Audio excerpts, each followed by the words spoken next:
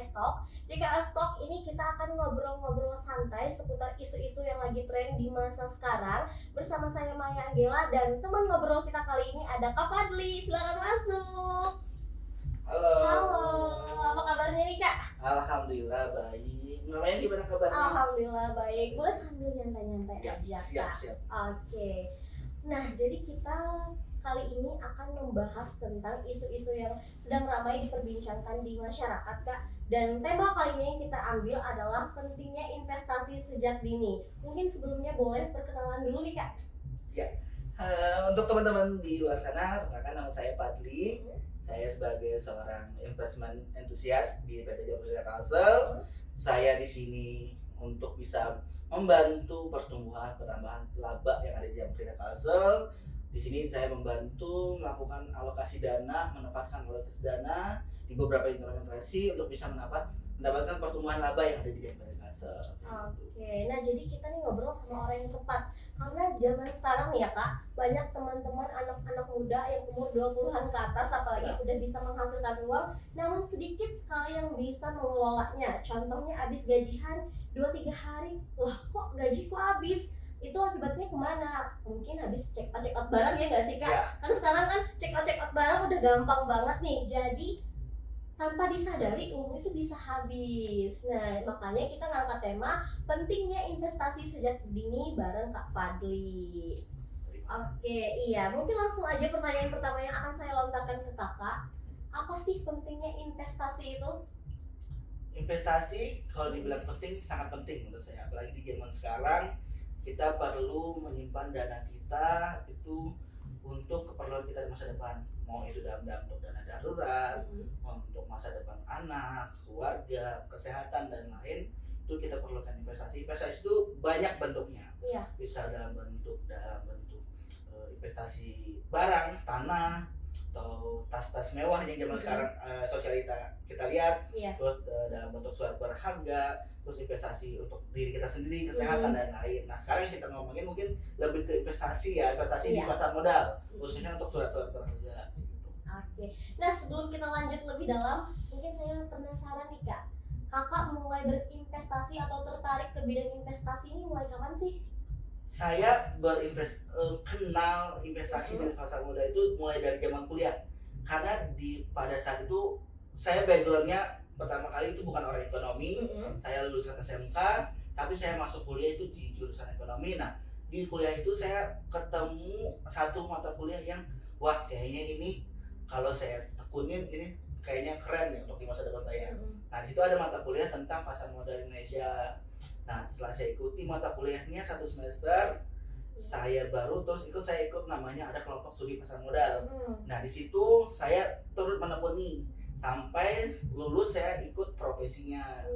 Nah ternyata setelah saya tahu tentang dunia pasar modal, ternyata dunia pasar modal itu memberikan keuntungan yang sangat besar dari saya sendiri, khususnya saya sebagai profesional yang ada di pasar modal itu membantu saya untuk di pekerjaan. Terus di balik itu saya juga dibantu untuk investasi saya sendiri kayak gitu. Oke, berarti berawal dari kuliahnya Kak Iya, Fadli ini benar. terjun ke investasi, mendalami profesinya dan bisa bekerja di bidang investasi. Nah Kak, boleh dong jelasin apa aja sih jenis-jenis investasi, terus keuntungannya serta risiko yang bakalan kita dapat? Ya, pertanyaannya ini bagus banget. Jadi untuk teman-teman di luar sana, investasi itu banyak bentuknya. Dan setiap investasi itu pasti ada namanya resiko. Kalau teman-teman di luar sana mendengarkan ada investasi, terus nggak ada resiko, udah itu skip aja. Jangan pernah diikutin. Karena nggak ada investasi itu, nggak ada resikonya. Semua pun seminim-minimnya investasi pasti ada resikonya. Gitu. Nah yang sekarang kita ngomongin mungkin investasi yang ada, yang saya lakukan sekarang gitu. Sekarang ada investasi dalam bentuk surat berharga saham, ada surat berharga hutang atau obligasi, ada reksadana dan ada deposito. Nah, untuk zaman sekarang, untuk anak-anak zaman sekarang kayaknya yang lebih ngetren ada investasi namanya investasi saham. Investasi saham itu salah satu investasi yang kalau kita bilang high risk high return. Tingkat pengembaliannya tinggi juga risikonya. Itu harus diimbangi dengan pembelajaran edukasi yang lebih lagi kayak gitu. Anggapannya kalau teman-teman sekolah itu saham itu udah di tingkat SMA. Kalau deposito itu di tingkat SD, kalau reksadana itu di tingkat SMP. Banyak Ya, tingkatan ya. tingkatannya. Nah, terus kalau dibilang bagaimana resikonya itu balik lagi. Ada setiap investasi itu ada beberapa tipe profil risiko. Ada namanya profil risiko itu risk taker. Ada namanya moderate, ada yang namanya konservatif. Nah, kalau teman-teman pengen orangnya suka akan risiko, teman-teman berarti masuk ke namanya risk taker. Itu teman-teman bisa masuk ke investasi saham. Terus kalau pengen teman-teman lebih ke moderate, itu mungkin teman-teman bisa masuk ke obligasi. Terus kalau teman-teman pengen masuknya ke konservatif, berarti teman-teman masuknya bisa yang lebih deposito, yang lebih standar lah. Tapi ingat, nggak ada investasi itu nggak ada risikonya, tetap ada itu semuanya. Dan harus diimbangi dengan pemahaman-pemahaman yang lebih lagi gitu. Dengan belajar sekarang zaman belajarnya itu lebih mudah. Kita ada Google, ada YouTube, dan kita pembelajaran streaming pun sudah ada. Jadi teman-teman jangan sedih, jangan bingung. Tetap cari searching. Kalaupun di YouTube atau di Google itu kita bingung, datang ke pojok bursa. Kita ada di pojok bursa itu teman-teman nanti dari bursanya bakal membantu menjelaskan, ada bikin kelas-kelas tertentu kayak gitu. Banyak ya berarti jenis-jenis investasi Ya, ini, bener, bisa banyak. pilih mana aja yang Ya. kita mau. Oke. Kalau kayak tanah, emas dan lain itu investasi, dan itu pun ada resikonya juga. Iya. Tanah investasi resikonya nggak liquid, nggak cepat terjual. Misalkan kita perlu dana darurat, kita punya investasi tanah, kita jual, itu belum tentu langsung kebeli, langsung kejual. Karena itu orang-orang tertentu aja bisa membeli, kan? Kalau emas sama kayak gitu. Jadi semua itu ada risikonya, tapi balik lagi ke profil risiko si teman-temannya. Oke, itu tadi teman-teman ya. Nah Kak, pertanyaan selanjutnya, benar nggak sih investasi bisa bikin kaya atau kaya instan? Saya suka ketawa sih kalau dengar ada namanya investasi bikin cepat kaya. Kalau pengen cepat kaya itu datang aja ke dukun-dukun pun belum tentu bikin kita kaya. Ngepet Harus ya. banyak ritualnya yang kita lakukan untuk bisa melakukan cepat kaya Bener. gitu. Mengorbankan banyak-banyak hal gitu. Balik lagi ke investasi di pasar modal, semuanya itu perlu proses. Bikin cepat kaya sih enggak, tapi bikin kita jadi kaya kemungkinan ada, dan itu kan perlu proses panjang. Mungkin Mbak Maya tahu ada namanya Warren Buffett. Nah, Warren Buffett itu salah satu inspirator investasi dunia. Bapaknya investasi di dunia. Nah, Warren Buffett ini investasi itu dari kecil, dan untuk investasi pun enggak cepat, panjang, ada 15 tahun, 20 tahun, dan itu perlu waktu panjang, dan itu dibarengi dengan pemahaman-pemahaman yang lebih lagi gitu, dengan membaca literatur yang ada, membaca buku, dan input berita-berita yang ada kayak gitu. Dan kalau dibilang bikin kaya, cepat kaya, enggak sih, tapi bikin kita bisa kaya mungkin, tapi dibarengi dengan pemahaman yang lebih. Nah gitu teman-teman. Nah Kak, gimana prospek investasi di zaman sekarang menurut Kakak? Investasi di zaman sekarang, khususnya kita ngomongin yang pasar modal ya, khususnya Iya. di saham. Kalau kita flashback lagi di zaman 2 tahun kemarin, yang awal-awal kita kena COVID-19 pandemik, itu investasi kita di pasar modal itu pengguna aktifnya itu hampir di bawah 1 juta. Dan telah terjadinya COVID, itu ada efek positifnya untuk kita di pasar modal. Ternyata minat teman-teman yang akibat adanya WFH, teman-teman diliburkan, bingung, teman-teman gabut, bingung pengen ngapain, pengen menambah finansialnya gimana. Nah, teman-teman ternyata dari hasil itu melek investasi. Nah, dari hasil 2 tahun tadi ternyata pertumbuhan untuk investor yang aktif itu malah lebih jadi 5 juta lebih. Nah, sekarang kalau kita bilangin proyeksi investasi sama sekarang bagaimana, ya lebih baik lagi sudah. Sekarang investasi di saham, di obligasi, reksadana itu sudah mulai kembali lagi. Meningkat ya Kak ya.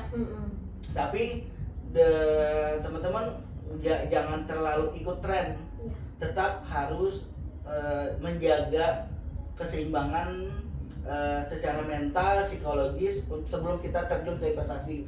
Karena banyak teman-teman yang ikut-ikutan, yang zaman COVID kemarin ikut-ikutan, karena pada zaman COVID itu teman-teman mungkin cerita cuan. Jadi kita yang nggak tahu apa-apa ikutan, ternyata setelah kita ikutan tren saham pun sudah kembali normal, ternyata harga sahamnya jatuh. Nah, itu bakal yang bikin down mental teman-teman pemula nih kayak gitu. Makanya untuk teman-teman pemula untuk ikut investasi di zaman sekarang itu harus dibarengi sih, harus dibarengi belajar juga, terus tanya-tanya ke yang bisa kayak gitu. Untuk Gitu, proyek betul. investasi zaman sekarang, untuk di saham sih sekarang sih lebih lebih stabil. Kalau kita lihat itu bisa mengimbangi inflasi kita zaman sekarang. Terus untuk investasi di reksadana sama, itu tergantung reksadana kita kemana menaruh tempatnya. Deposito, karena sekarang buku bunga kita naik, bisa sebagian ditaruh ke deposito kita. Oke, jadi berkaca dari tahun-tahun yang lalu ya Kak ya, karena banyak yang ikut-ikutan tren investasi. Nah, gimana sih cara kita agar terhindar dari investasi bodong? Karena kan seperti yang kita ketahui, arisan juga investasi ya. Dan tren juga beberapa waktu yang lalu ada yang ketipu investasi bodong itu. Gimana nih Kak, tips and triknya cara menghindari investasi bodong? Seperti yang saya ngomongin dari awal tadi, teman-teman harus cross check dulu, jangan langsung langsung dimakan. Cross check dulu nih investasinya dalam bentuk apa nih, terus mekanismenya gimana, terus struktur organisasi dari si perusahaannya itu bagaimana, terus mekanisme dan lain-lain itu bagaimana. Kita harus cek dulu kejelasannya, adakah pengawasannya, adakah regulator jelasnya bagaimana. Itu kita harus jelaskan dulu. Terus kalau dari awal udah diiming-imingi dengan return tinggi terus dengan minim resiko, kayaknya itu kita skip dulu dah kayaknya. Tetap harus dicek dulu, intinya harus di cross check dulu, jangan langsung diterjuni. Terus balik lagi, kita belajar lagi kembali ke investasi yang jelas. Yang jelas aja, banyak kok investasi yang jelas. Investasi saham kita jelas, ada produknya, ada perusahaannya, sama obligasi itu ada bentuknya, ada sertifikatnya jelas, dan itu dijamin sama pemerintah gitu. Nah, investasi bodong sekarang kan cuma berlabelkan, berkampanye cuma untuk dalam bentuk investasi tinggi tapi resikonya minim kayak gitu. Seperti saya bilang, nggak ada investasi yang nggak ada risikonya kayak gitu. Jadi biar menghindari adanya investasi bodong, ya kita harus cross check, belajar lagi, perdalam lagi ilmu investasinya, belajar bagaimana. Jadi kita harus belajar buku dari YouTube, internet dan lain-lain. Mungkin anak muda zaman sekarang juga kebanyakan termakan flexing ya Kak ya, di sosmed. Benar-benar kan, ketika dia lihat, wah ini hidupnya enak banget nih, dia cari tahu ikutan apa, terus dia ketipu gitu ya Kak ya. Jadi harus banyak-banyak di cross check. Oke. Mungkin pertanyaan terakhir nih teman-teman buat Kak Padli, gimana sih kasih saran buat teman-teman yang di rumah agar bisa melek dengan pentingnya investasi sejak dini? Pertama, mungkin teman-teman coba renungin ke dirinya sendiri sih, bagaimana profil resiko teman-temannya kayak gitu. Karena setiap investasi itu ada tipe-tipenya. Yang balik tadi saya bicara dari awal, teman-teman, misalkan teman-teman emang tipe investasinya suka risiko, teman-teman bisa mengambil investasi yang lumayan beresiko tapi dengan return yang tinggi juga. Ada saham. Terus kalau teman-teman sukanya yang stabil tapi juga resikonya stabil, itu ada obligasi, ada reksadana.